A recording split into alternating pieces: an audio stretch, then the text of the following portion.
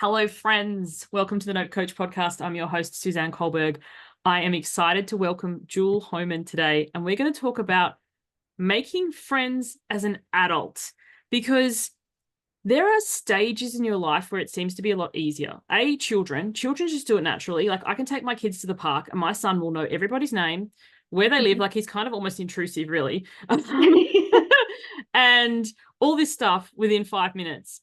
And then he's like, why aren't you talking to the other mums? I'm like, because it's awkward. Like, it's awkward. I think also, too, sometimes the other mums might be taking their kids to the park for that 5 minutes of listening to a podcast or whatever, where they don't have to engage. So you just never know. So there's that. But also there are stages in your life. Say you're starting university or higher study, you kind of meet people who are also doing higher study. In a workplace, you like how often if you leave a workplace, people have a farewell party. Let's stay in touch. But you don't really. You might be friends on Facebook where you kind of like something once a year, but you're not friends.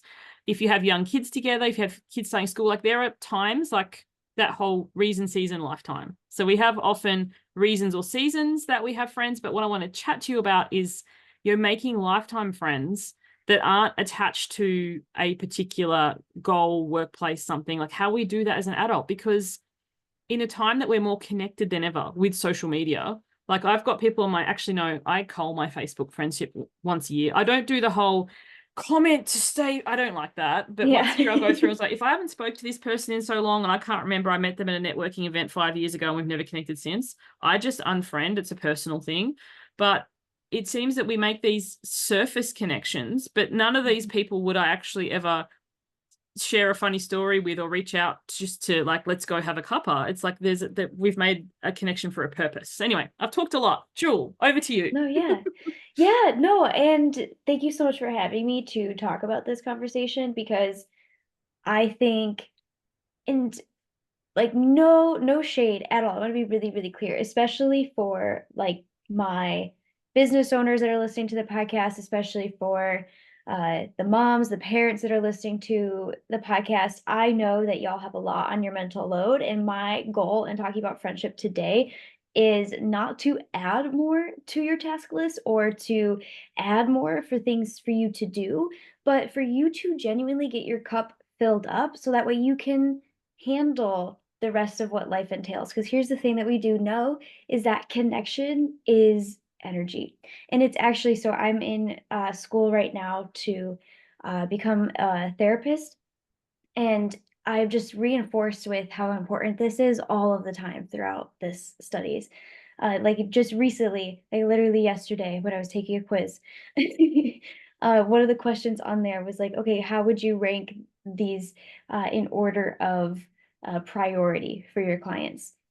And from learning my textbooks and everything, the correct answer was like connection before confidence. Now, y'all might have a lot of thoughts about that. That's okay. But it's really such a fundamental need. So thank you for having me on to talk about it. And I think a lot of people get caught up in things that you said, right? Where it's like, oh, like I, want to have like 5 minutes of peace in between kids going down the slide, right? I want to have 5 minutes of peace and to recharge. And that is important. We do have like social batteries, that is important. And a lot of us, what we're finding is as we are more digitally connected, we're actually less meaningfully connected to each other. And I think that that is really a crisis on our hands. In the states where I'm from, our U.S. Surgeon General said years ago that we were in a loneliness epidemic. I think we're creating a culture of isolation where we're working from home, we're staying home, and we're scrolling on our phones. We turn on friends rather than hit up our own, and I think it's really hurting us. So my goal here today for everybody is just to get you feeling a little bit more connected meaningfully to your people so that way you can have the energy to handle all the things that you're handling. I love that. So, because a lot of the people that I work with, a lot of people that I coach, I have this process I teach called Captain's Orders. It's for manifestation before people shudder and go, oh, manifestation. The way I think, it's creating the life that you actually want. It's not some magic voodoo sit in the corner and hum. Like, it's just like the process I teach, you write out your goals as if you already have them. and then you look for evidence, because we tend to always look for evidence of how things go wrong. Anyway, long story short, I have a Facebook group for people who've worked with me, and we sometimes chat about this process. And it surprises me the number of people who, on their list of things that they want to manifest or they want to bring about into their life, is in-person friends, real friends, true connections. Like, and I think sometimes too, like, we're recording this coming up to the holiday season. This is the hallmark time of the year where, you know, the chick from the big city falls in love with the dude in the flannelette, and, you know, everybody has their Christmas dinner and everyone's in love and nobody argues, and it's just like, yeah, like, I have thoughts. But anyway, back to this thing, it's kind of like, as you said, a loneliness epidemic, because yeah, we can be connected online. But you see people like my husband and I and the kids. I've got 2 children. We went out to dinner last night to a German restaurant. It was fabulous.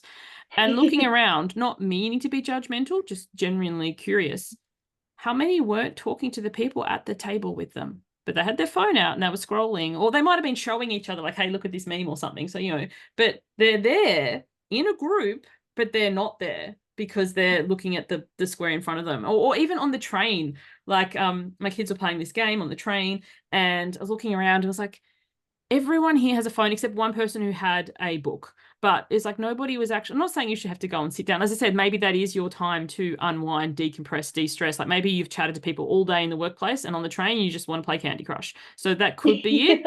But I think sometimes too is we've forgotten how to strike up a conversation. So I was picking my kids up from school last week, and this bloke in his early 20s came over and said, excuse me, I'm a university student studying business, and I don't know, long story short, he's like, can I have a conversation with you? I was like, sure. And you could just see his whole face be like, oh my gosh, someone said yes. And we got chatting, but it was like, yeah, to have a conversation with a person in real life, not through a screen, not let's make a time to connect. Like you and I are talking through a screen now, but we do live across the world. So there is advantages to being online in that you get to connect with people you otherwise wouldn't be able to. But yeah, so where do you think people should start? Yeah, well, I want to say too, it's because I don't want anyone listening to this podcast as well to be like, "Oh, well, I do end up, like, pulling out my phone," right? I've even noticed the inclination within myself, like, in a doctor's office, sitting in the waiting room, like, to pull out your phone, to not have to even sit with that slight discomfort of, making eye contact with other people in the room, whatever it may be. And I will say, like, before in the past, like, people had newspapers, but newspapers weren't nearly as stimulating as these devices that we literally hold in our hand all of the time are. They weren't as addicting, they weren't as time-sucking as these things are, and that is, in my opinion, the biggest problem, because it's not just avoiding those small moments of discomfort, which, side note, they have found even people that have highly socially anxious brains, even if they had a conversation with somebody that they didn't know, like on a plane ride, they enjoyed the plane ride more compared to those that were also socially anxious and didn't have a conversation on the plane. So, I have a humble thought that it's only awkward for like the first like 3 seconds, and then you can start to really get to know somebody. But, everyone take that as you will. I do think we all could flex our social fitness muscles and talk more to people that we're talking or sitting around. But overall, I just want to emphasize with everybody that uh it's these time-sucking things that are replacing our time with our friends. Like, we're spending more time on our phones. We've seen that, like, friendship hugely dip in, like, the hours we are spending with our friends, and that's also part of the harm. But yes, so how do we start? Now, for somebody that is looking to make new friends, I really think it's helpful to join some kind of club. Now, when I say club, I don't mean something that meets one time or once a year and that's it. Friendship is really built on consistency. And whenever I say this, people have like this visceral reaction where they're like, oh my God, another thing I have to be consistent about. I don't want to do that, but this is fun. Okay. This is fun. It's connection. It's again getting your cup filled up. It's time for you to be seen by another person. to be seen by other people. And that's so important in how that impacts how you handle stress and, again, your energy levels and how you feel your life satisfaction. So for somebody starting out, I really suggest clubs, because this kind of hits the science of friendship. It hits like all three of those points. So it hits that consistency point, but it also hits vulnerability. So we move somebody from an acquaintance to a confidant to a quote unquote best friend through spending time with them, consistency, and through getting more vulnerable over time. Which is why before we hopped on the podcast, you said you were like, I like to have people introduce themselves at the end of the podcast. And this is actually why this works is it's incremental vulnerability, right?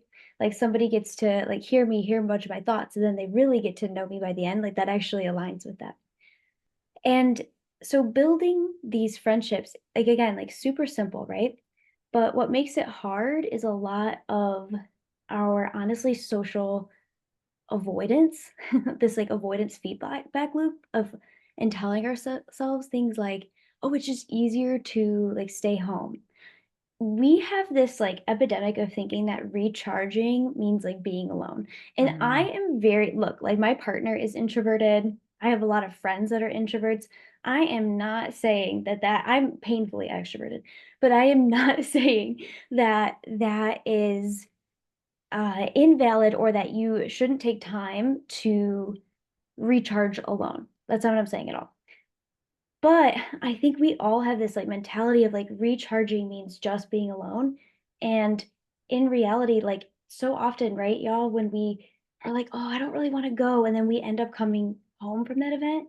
And we're like, oh, thank God I went. Like, I'm so glad I went. That was so fun. So, clubs are really important for somebody that are starting out to build in that consistency, to build in that vulnerability. And I want to encourage everybody because immediately you're probably, if you're listening to this and you are in like a social avoidant feedback loop where you're just avoiding people, uh, I really encourage you to think that way of, okay, this is a way for me to recharge. It's just going to be like a little bit of discomfort, kind of like working out, right? Oh, You start working out and then you're like, oh my gosh, this is amazing at the end of it, right?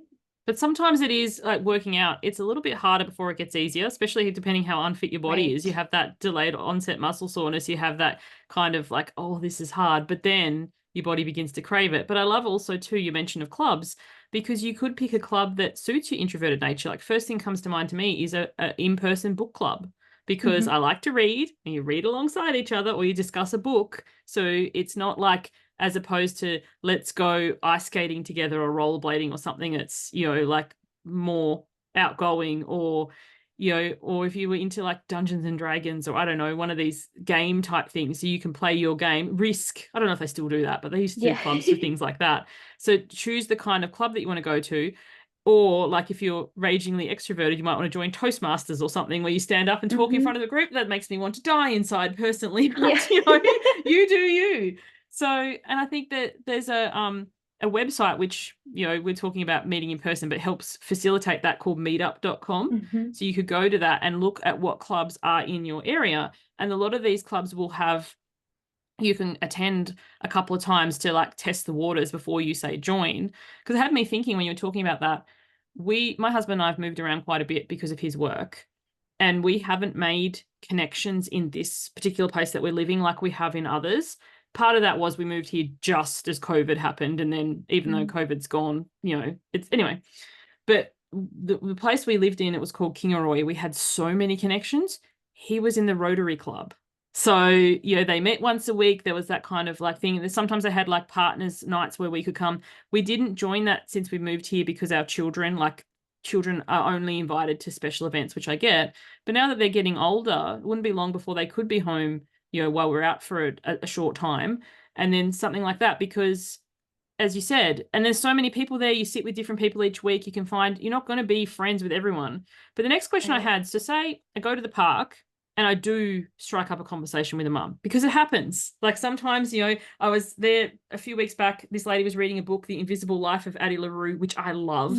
Our kids Mm. were playing. I was like, oh my God, what are you thinking of that book? We had this conversation and we were chatting for like an hour nearly. And I wanted to say like, what's your number or where do you live? I felt awkward. Like, I was like, how do I Mhm. kind of bridge this? And then when we left, the kids were like, so when are we meeting them again? And I was like, they're like, what do you mean you didn't ask? And I felt weird. So like, how any advice for how to Yeah. broach that?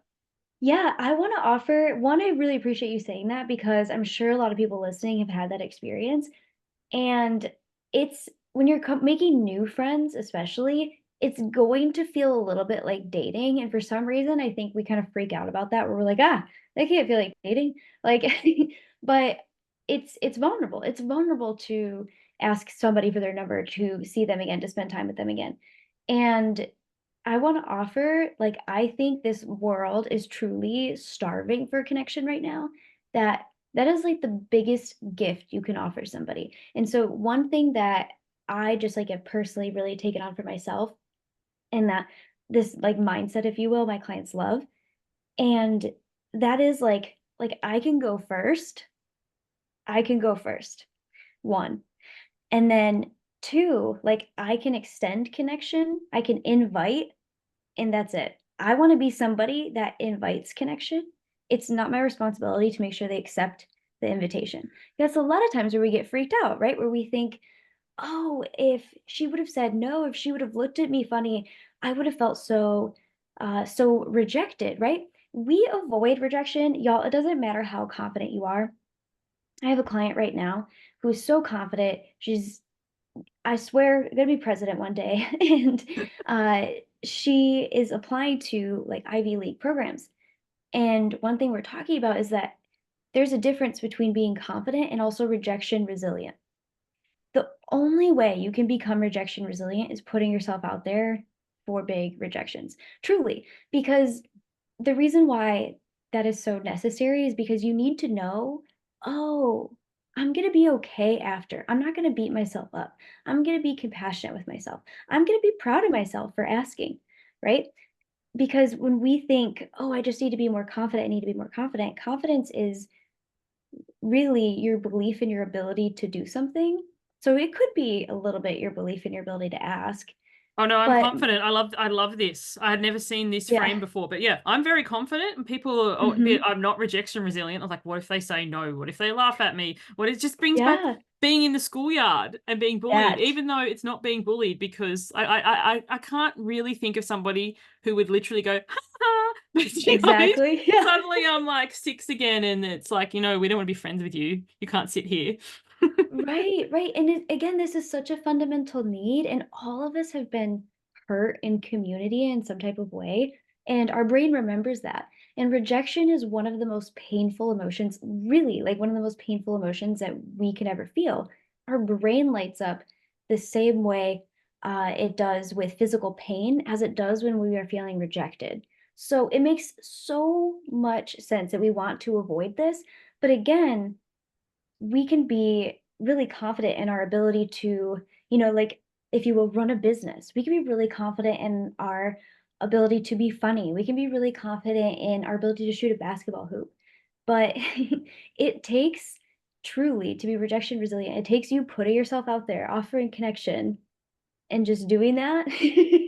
Or like I love that like rejection therapy challenge that people do. It's actually like really proven to work. Like the quote unquote father of social anxiety research started that, where he went around and saw how often could he get rejected.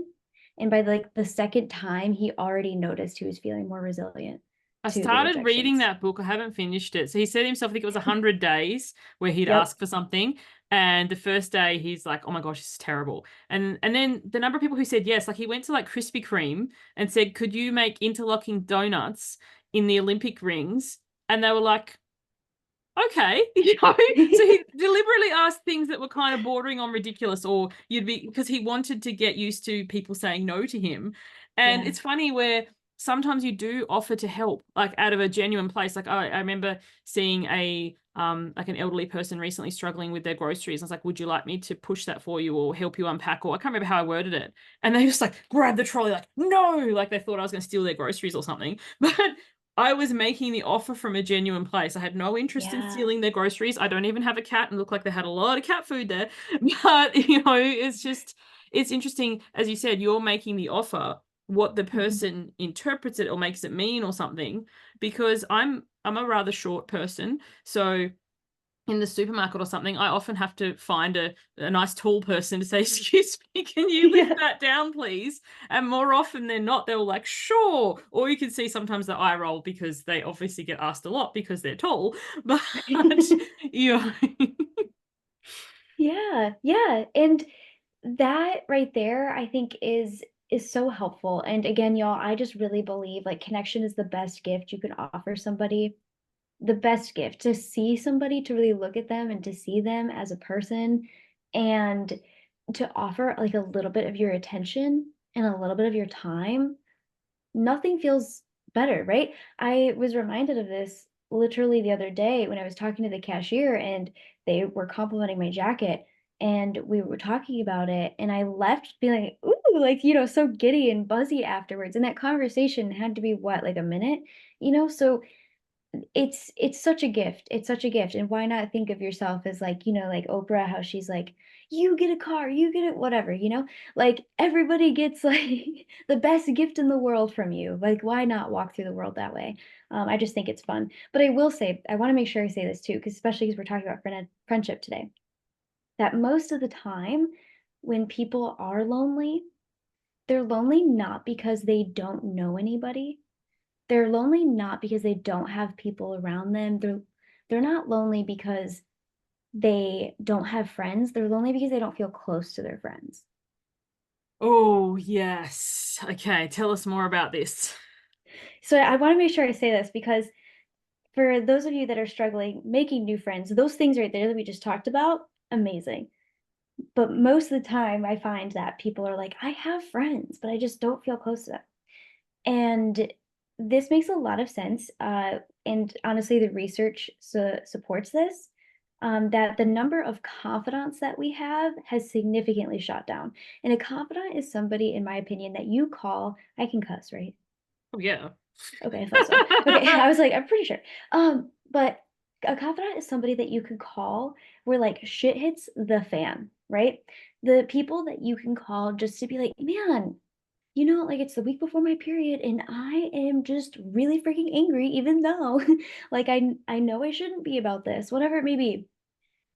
And or like not shouldn't, but normally I wouldn't be as angry, Yeah, But this thing anyways, that normally wouldn't bother me now just makes me wanna rip someone's head off and shit in their neck. right.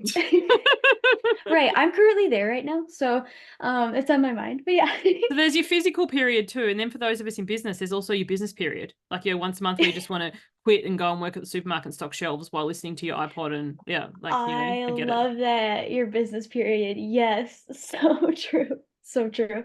Um, But yeah, so our confidants, our number of confidants has really, really shot down. We used to have, like, the number used to be like 3 to 5 just like 2 decades ago. And now it's like 0 to 1. Like Really? one, It's that yeah, low? it's that low, and we do find that the American Friendship Association anyway, so in the States, they find that we have, like, the same number of friends, but again, it's that confidant level, that closeness that has really, really shot down, and there's a number of reasons for that. So if you were listening to this and you're like, "Yes, oh my gosh, I am lonely, and that's so true, I just don't feel really close to my friends," I just wanna start by saying that nothing has is absolutely wrong with you, nothing. Nothing is wrong with you. This is becoming, unfortunately, more and more normal.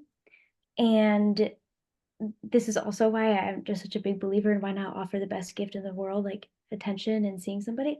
But this is becoming more and more normal. There's actually like a bunch of friendship anxiety that's happening now, which is like something we've never really seen before.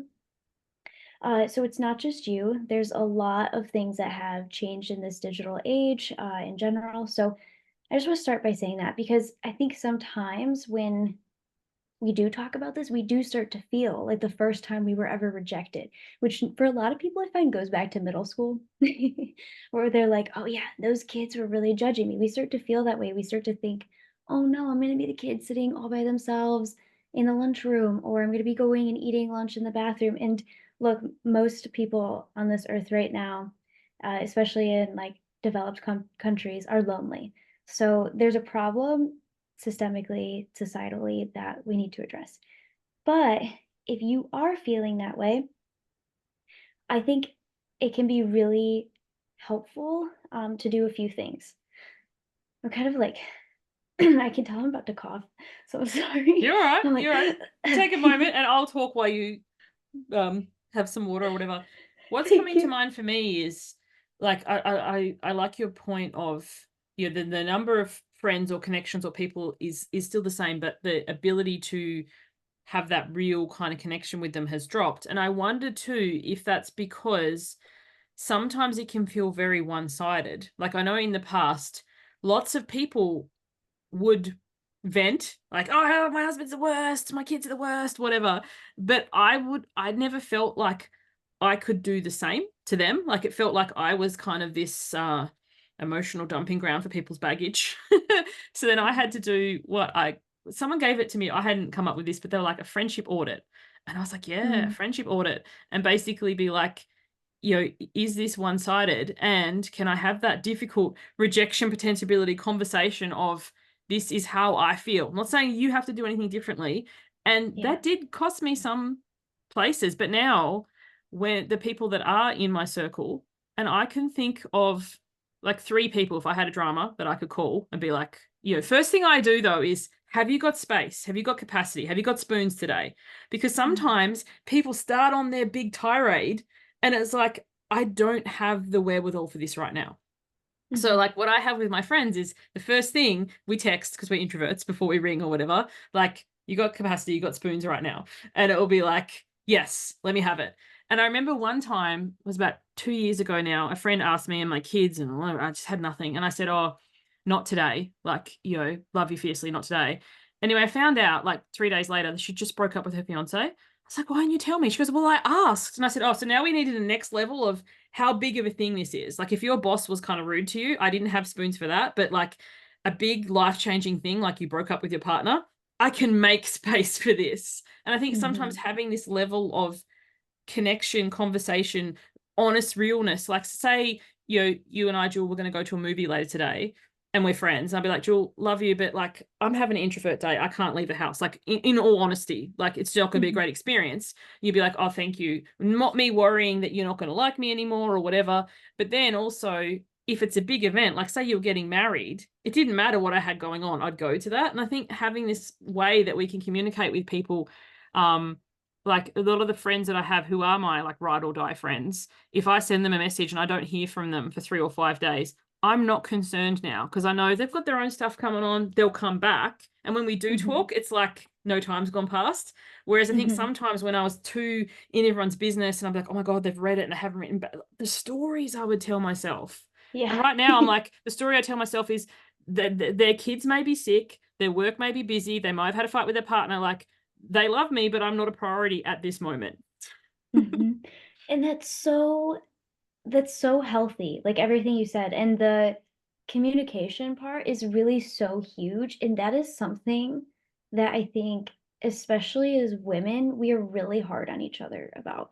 So we have all internalized, right? Like all of these messages about how we should be as moms, as women, as business owners. And so we have very low tolerance for anybody that makes us feel critical, where we feel like it's an elective relationship, like a friendship. So if we even slightly feel like she's judging us, I just want everyone to be aware. We're really quick to be like, oh, heck no, I'm done. Same thing with like reciprocation, or let's say you always ask your friends, do you have space for this? And your friends aren't doing that back, right? We tend to be kind of hard on each other, and I just think that's something for everybody to be aware of. One thing that surprised me when I started researching this was that female friendships are more likely to end compared to male friendships.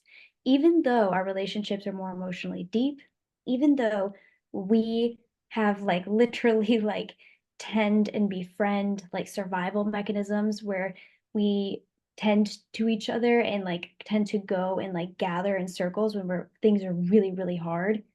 Even with all of that, we our relationships tend to be more fragile. And I really think it is because of that lack of communication part. It's So, and that's actually something that people can do if they're looking to increase the meaningfulness of their friendships, is to talk about those kind of things with their friends. And you'd be so surprised how often I'm like, okay, so we're gonna go talk to your friends. And sometimes like these clients are therapists. Sometimes they are clients that like are, like they're managing this entire team of people, and then they'll be like, "Oh my gosh, I have to go tell, like, my girlfriend, like, how I feel about this situation." They're like, "Ah." It is something that I hope will become more and more normal, that we will communicate with our friends, but honestly, it is something that we don't have a lot of social scripts for, right? Like, how often do you see friends talking things out in movies or TV shows or even in books, right? How often do you see that? And I do think there's more, well, I know people are craving that. There's literally an article that came out recently about how people are craving that.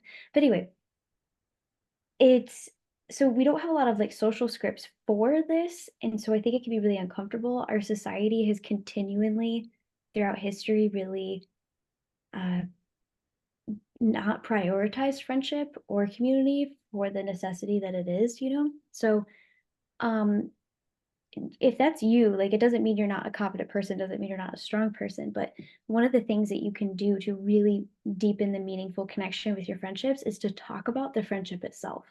This is something I do regularly with my people, especially my confidants. I will ask them, like, how are you feeling about our friendship?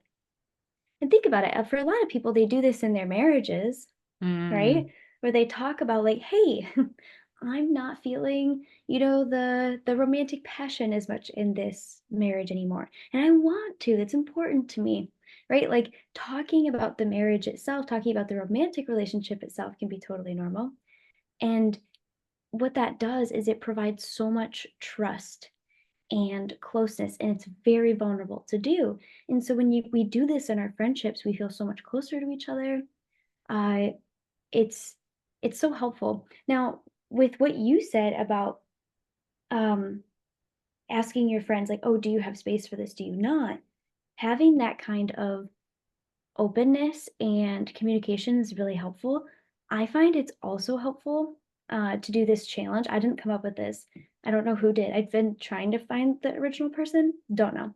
But it's brilliant, and it's messaging someone, and it's saying, "Hey, do you have 8 minutes to talk about this?" And if that person has 8 minutes, and the reason why that 8 minutes is so helpful is because if you can take 8 minutes aside and, like, honor that 8 minutes, like, stick to that, because then you'll be more likely to support each other through those moments, going forward.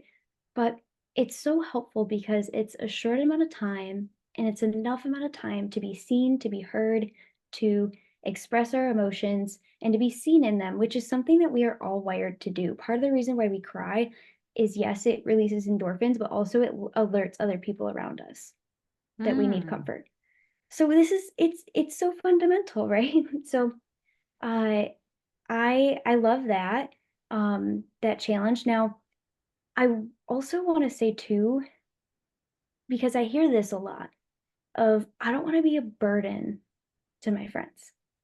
I get that, honestly, probably every week from some client, like, somebody says that, and what I wanna offer is that when you have the spoons, if you will, right? When you've communicated, "Yes, I have 8 minutes. Call me. Let me be here for you." It feels so damn good to support somebody. It feels so good to feel useful in that way and to see somebody and to cheer them on. Like, it gives me just as much energy to comfort a friend and support a friend just as it does to receive that comfort and support. I love that, and I love the thing that the frame of 8 minutes. So I'm totally gonna borrow and implement that because, yeah, if someone said to me, "Have you got 8 minutes?" 100%. But the reason sometimes I would say no or I didn't have the spoons is because I know it's gonna be an hour or 2-hour conversation, and I Mm, don't have the capacity for that at this moment, which is why it would be a couple of days or next week. But the other thing too, coming back to your burden part, when people say that to me, like, "I don't wanna be a burden," I asked, like, I flipped the script. So, what happens when your friends come to you? Like, mhm. and it's kind of like, Oh, I love helping them. I love having an outside perspective. Like suffering isn't a competition. Because sometimes people will be like, well, I know they have X going on. Like last year, my mum passed away and I found a lot of my friends distanced themselves. So I asked them, like, I was like, I don't feel the connection that we had. Like, I feel weird around you now. And they were like, well, I don't want to burden you with my stuff because your mum just passed away. And I'm like, it's not a burden to me. It's not like I'm compartmentalizing and not grieving. It's like, but it feels weirder when people aren't acting differently around me than if you would just ask and say, hey, like I had this going on, are you able to talk about this, or is grief close to the surface too much, or just speaking the thing rather than not speaking the thing. And the other Mhm. point that you made that I loved was like gauging the relationship, or talking about it like you would with a romantic relationship. Because what has happened to me and what I've seen happen to other people is some resentment will start to bleed in and you won't say anything. You just kind of hope it goes away. And then Mhm. eventually it can end up in this just weird ghosting situation where you just kind of aren't friends anymore. And I think that could hurt so much more than, hey, we've drifted apart and we leave amicably. Like, when you Mhm. say you said you're studying right now to be a psychotherapist, you will finish studying, you will graduate, you will leave the campus. So Mhm. sometimes a friendship has exceeded its thing. You're not close anymore, but it doesn't have to end in ghosting or you having a fight about something irrelevant. It can just be Right. like, we've moved on. Like, as I said, we move around a lot, not so much recently, but we've moved around a lot from place to place. And the last time that we moved, I was like, I don't want to have a farewell party. I don't want to have this open, let's keep it connected. We're not going to. Like, let's be honest here. Mhm. I've loved the time that we've had together, and let's finish this on a good note. And sure, you can reach out if you're ever in Sydney. Let's go. Like in Sydney here, it's funny. We really do Halloween, especially in the suburb I'm in. Other parts of Australia never did. I never did it growing up, and I've been sharing about it. And a few of my friends, actually, one emailed me this morning and said, "Next Halloween, can we come out your way?" She's about 3 hours from here. I'm like, totally, we're going to have the best time. So, but like, she just kind of asked tentatively, and sometimes you'll make it a joke or go LOL or whatever. But other times it'll Mhm. be like, yes, come, let's go. Yeah. Yeah, just ask. Like say I'll go first, right? Yeah, I love that. And I think one thing that is helpful to keep in mind is that a lot of people are afraid of being a burden because they are afraid. They've women especially, we've also people pleased and we have been like, "Oh yeah, I'll listen to her talk for 2 hours even though I actually don't want to." And so a lot of us have done that, and so we're afraid of doing that to other people, so we just don't. And so this is another reason is to also really communicate because especially if you have identified as a people pleaser, which I know a lot of your podcast listeners may, that it's really helpful to be honest because it's gonna help somebody feel safer coming to you in the future too. Because I've noticed it myself in the past, where I have like talked, yapped for a while about a situation, thinking that it was all good, and realizing, oh, I can literally feel me like sucking the air out of this person. So I stopped, but it made me feel horrible. And so because of who I am, I talked to them about it. But I know a lot of people don't, right? And so I think that's something to keep in mind too, is like if you don't have the spoons or the space, it really is okay and you can build trust. So there's a phenomenon. It's my phenomenon, but there's this way I like to explain it, and that is like you can say no and still have a lot of connection. So I call it the connected no. And that is like if you do not have spoons and you are really like at like 0 with it. Like last week, so much was going on. I had a lot of like caretaking I had to do, a lot and on top of work, all this stuff. And I had a friend who was going through a breakup. So it was so funny that you mentioned uh, your example about the fiance situation. But I had a friend going through a breakup who reached out to me. And I told her, I was like, okay, I have 5 minutes. And so we talked on it on the phone for a little bit about it. And then I told her at a different time where she reached out, she was like, hey, are you busy? And I was like, I don't have a lot of spoons. You can have like a connected no where you can say, yeah, this is what's going on for me, right? And I said, I'm doing a lot of caretaking this week. but I really love you so much, and feel free to put your feelings here and type them out or voice memo, and I will get back to you, right? Like, that also provides trust because it's honest, it's authentic, and it can create so much connection. Like, I can't speak for this friend exactly, but on based on her behavior and how we have talked since then, I think she feels really close to me, even though I said no, right?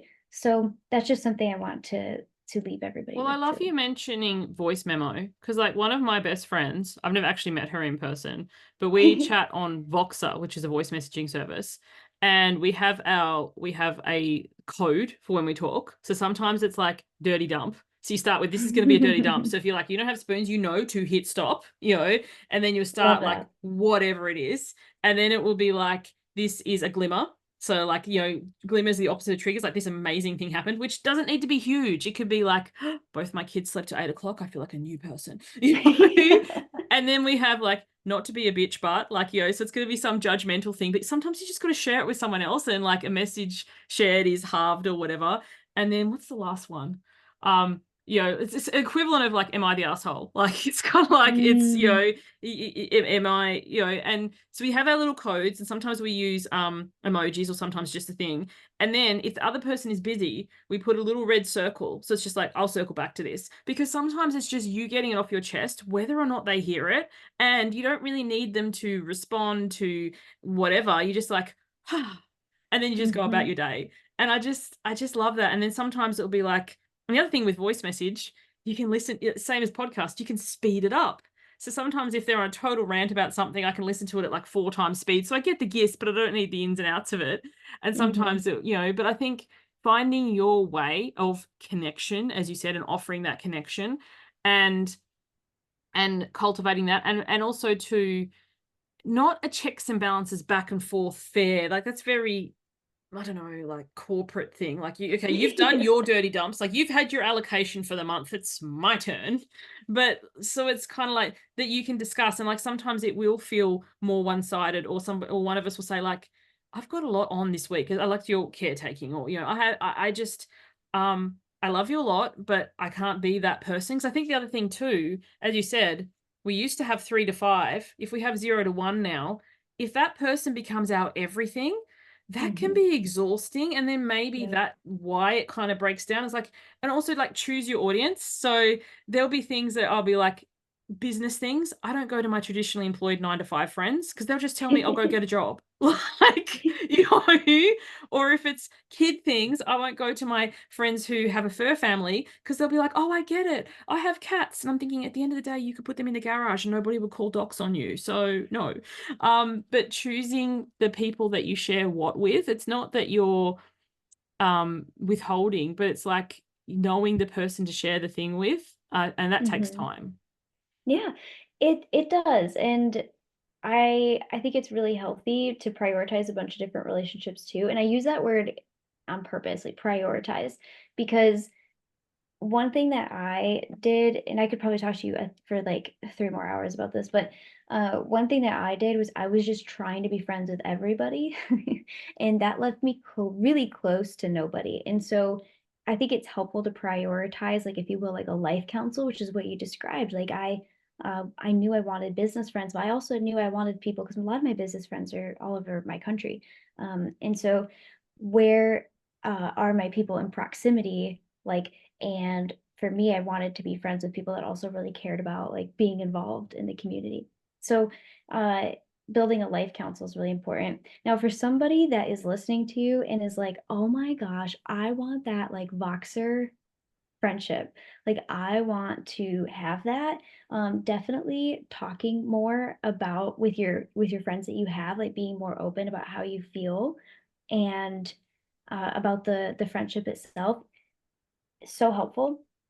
But I find too, a lot of it is like, again, we are really just not spending time with each other anymore. And this is where it can become really fun and honestly really easy. So I want to make sure I tell your people this that you can build into your routine time to talk to friends, whether it's like, okay, I know this person has an hour commute at this time, and normally I'm cooking dinner at this time.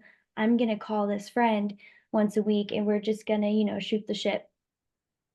And so building into the routine that you already have and creating traditions. So like, yep, every like 2 times a year, like the girls and I go on like a staycation at like some Airbnb. That could be really helpful. Um, I think it's really helpful to schedule something and get something on the books because I am neurodivergent. Uh, I'm not gonna like, the logistics of, like, planning back and forth, like, yuck. I can't even imagine having to do that as a parent, having to do that for, like, somebody else, because I don't even like doing it for myself. So, uh, to take some of that mental load off, it could be really helpful to schedule time to get together. It's gonna take that little bit of "I'll go first" to do so, Mm. but it's really important. And if somebody wants to have that kind of boxer friendship that you described, ask, talk to people about it. Like initiate for the things that you want.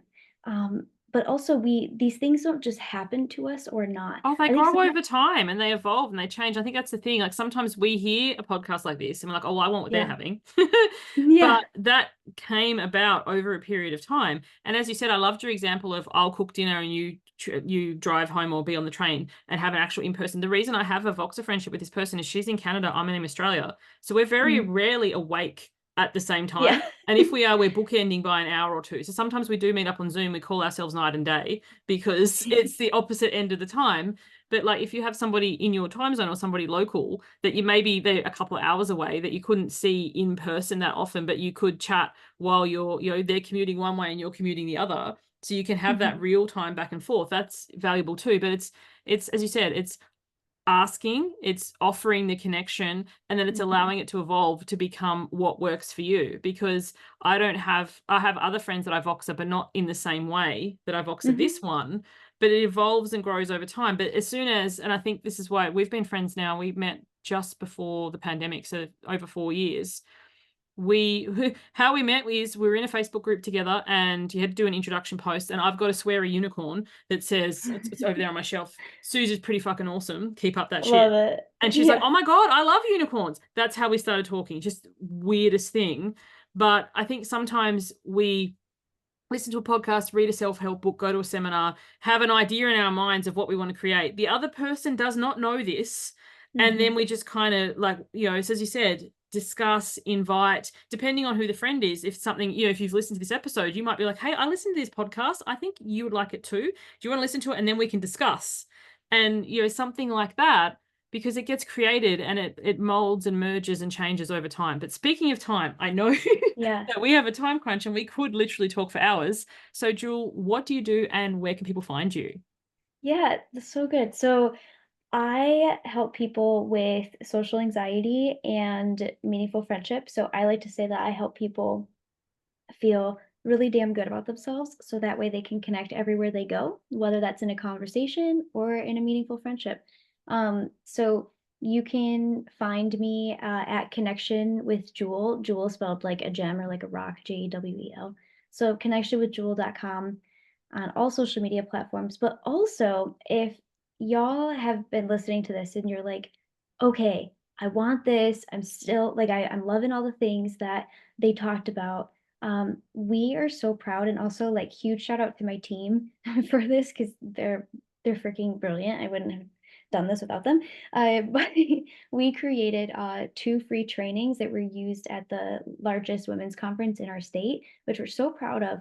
But they went so well that my team turned them into freebies for everybody, which is so cool. So if you go to connectionwithjewel.com, you can get those trainings. They're like bundled together and it can really help you like apply everything that Suzanne and I have talked about today. And so those trainings are how to belong at any event and how to turn people you meet into friends. Oh, I love that. I love the sound of that. Thank you so much. Thank you, everyone, for listening. I'll catch you on the next one. Bye for now.